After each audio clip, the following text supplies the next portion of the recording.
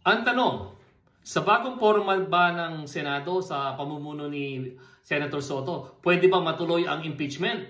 Ang sagot, oo. Una-una, 15 na sila na majority. Isa na lang, 16. Kayang-kaya. Ibig sabihin, may majority na po na pwedeng matuloy at magkaroon ng paglilitis ang Senado sa impeachment.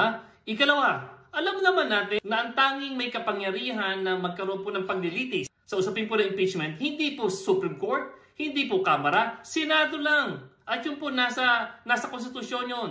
Kaya dapat sundin na lang nila kung ano yung sinasabi ng konstitusyon. Ikatlo po, ang usapin ng flood control scam, kung bakit nandito tayo ngayon sa ganitong sitwasyon na may bagong Senado, ay usapin po ng korupsyon. So inaayos po natin yun, di ba? Ngayon, hindi naman pwedeng inaayos natin yung flood control na korupsyon, iiwanan natin yung impeachment na korupsyon rin naman. Hindi po natin dapat kalimutan 612 milyones na nawala lang na confidential funds na ginastos lang ni Sara Duterte.